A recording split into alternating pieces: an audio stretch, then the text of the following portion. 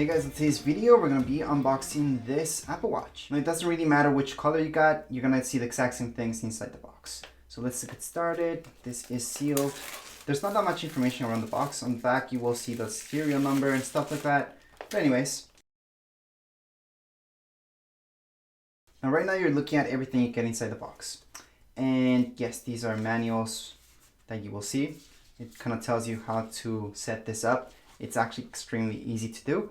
I do have a setup video plus manual for all Apple Watches, so you guys can check those out. And whether you're looking at, for example, a manual for a Series 7, it's gonna be pretty much the same thing as this guy because you have the same charger. When it comes down to the bands, it's pretty much the same thing with every Apple Watch. But anyways, let me just take this out and put the boxes on the side. Right now what you're looking at is everything that you get inside the box, everything that counts. So it's just a charger. This is just to charge it up.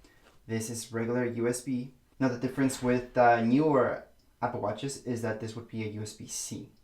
That's the main difference. And really for most of you, this will be more useful anyways. Now we're taking a look at the Apple Watch itself.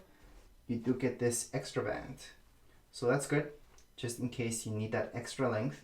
So that's a good thing that they're sending these out just in case. So it's very, very important that they keep doing that. And they are doing that with current Apple Watches as well. Anyways, let's just take a quick look at the Apple Watch right here. Now, this is pretty standard. It feels okay, the weight. Feels a little bit heavier than the newer ones. Not sure why. But anyways, right now it's got the bands. So it does come with the bands already on, where the newer ones do not. You have to put them on for the first time yourself. And the back and everything else pretty much looks like almost exactly the same as the newer ones. So if you're looking at other series of Apple Watches, they would be pretty similar to each other when you're just looking at them. Now obviously with the Series 3, it's got the smallest screen from all of them. You wouldn't notice if it's turned off. Only once you turn it on, you notice the screen size difference. Now I do want to mention that I do have a setup video plus manual for all Apple Watches. And no matter which Apple Watch you're setting up, it's going to be the exact same instructions. The only slight difference would be if you got an Apple Watch that's not just GPS, but it's also got a SIM card. Well, it doesn't really have a SIM card inside of it. It has an eSIM, where the setup, it's just an extra step for that. So you guys can add that onto your plan.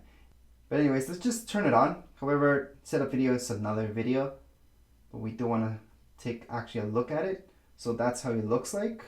And it is a pretty nice watch. Even this white one, which I wouldn't suggest everybody getting a white one, just because they do stain sometimes, the bands themselves.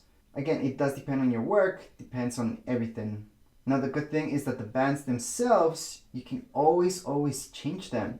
So in order to change a band from your Apple Watch on the back, you will notice these buttons. So let me just focus in so you guys can see that better. So these are buttons and we can just press those. Just press them with your nail and then just slide it out. You can only slide this out if you press that button. So I'm going to press this button as well to take out this guy. This guy's in the bottom, this guy's at the top. So there we go.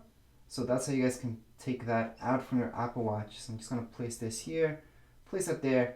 So right now you guys can get a better idea of how big the Apple Watch is compared to the bands. So it's extremely easy to change your bands, and your Apple Watch can be turned off, turned on. It doesn't really matter when it comes down to that. Most likely you will end up turning it on anyways, because in order to put this in, you're just gonna hold it and press that power button. So in order to change your bands or insert them, it's really easy. So we do have this extra one, so we could change it for that. So the way to place the top, you will notice this guy here has to go facing that way towards the screen. So this is the back.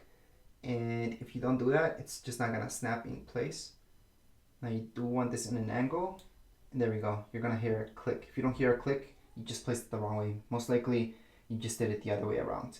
So you do have to make sure that this goes towards this side, the outside. And then if you want to place this, same deal.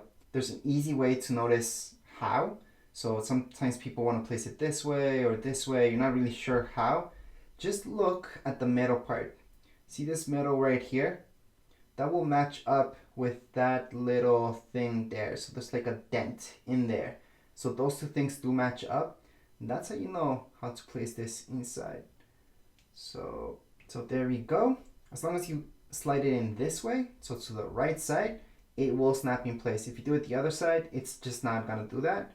I'm not sure why. Now, since this is just an unboxing video, not a setup or manual, I can't really show you the power of this thing. But if you guys want to check out the manual setup and review, make sure to see that so you guys can see this watch in action, and any watch for that matter.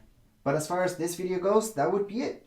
If you guys have any comments, questions, you guys can write down here in the comments area.